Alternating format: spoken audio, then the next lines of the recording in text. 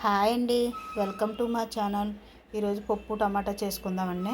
నేను కూరగిన్నెడు పప్పు తీసుకున్నానండి, ఒక ఉల్లిపాయ తీసుకున్నానండి, ఒక 5 పచ్చిమిరకాయలు, 4 టమాటాలండి, కొద్దిగా చింతపండు తీసుకున్నానండి. ఇప్పుడు పప్పు కడుక్కుందామండి.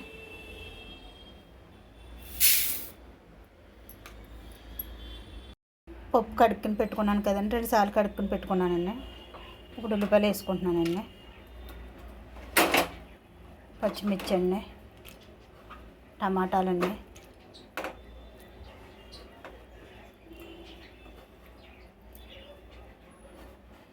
అలాగే చింతపండు కూడా వేసుకుంటున్నానండి.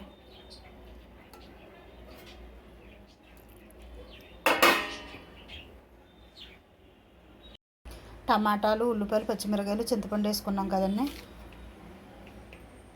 ఒక స్పూన్ సాల్ట్ అండి,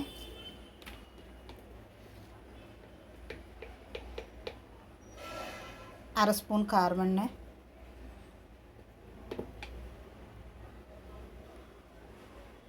అర స్పూన్ పసుపు అండి,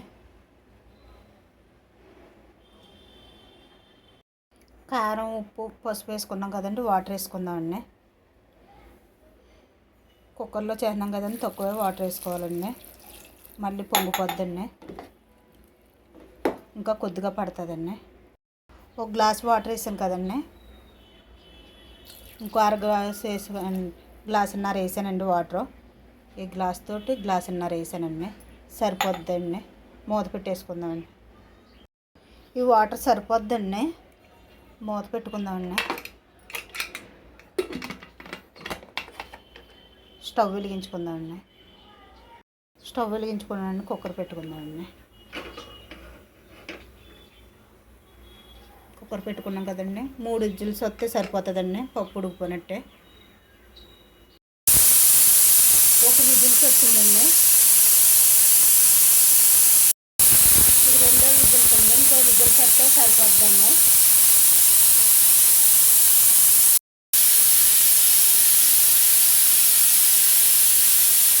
మూడు విజిల్స్ వచ్చాయండి.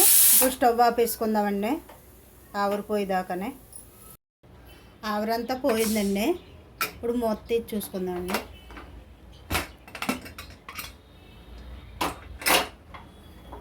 పప్పు అయితే ఉడికిపోయిందండి. పప్పు అయితే ఉడికిపోయిందండి. ఇప్పుడు దీన్ని రుబ్బుకుందామండి. పప్పు రుబ్బేసుకున్నాం కదండి, అదిగోండి పప్పు ఉడికిపోయింది. తాలింపు వేసుకుందామండి. స్టవ్ వెలిగించుకున్నాం కదండి, కళాయి పెట్టుకుందామండి. ఆయిల్ వేసుకుందామండి, ఒక 2 స్పూన్లు ఆయిల్ వేసుకుందామండి.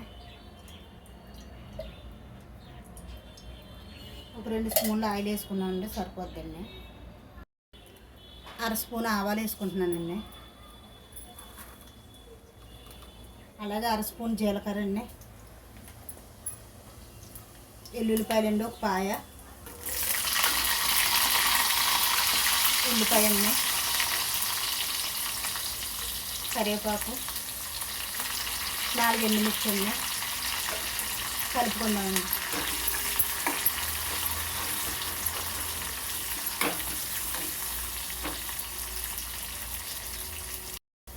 తాలింపు ఎగిపోయిందండి, స్టవ్ కట్టేసుకుందామండి. ఇప్పుడు పప్పులు వేసేసుకున్నాను.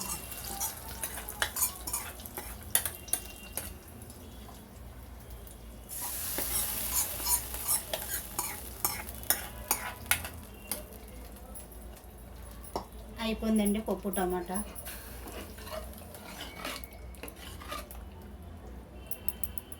పప్పు టమాటా అయిపోయిందండి.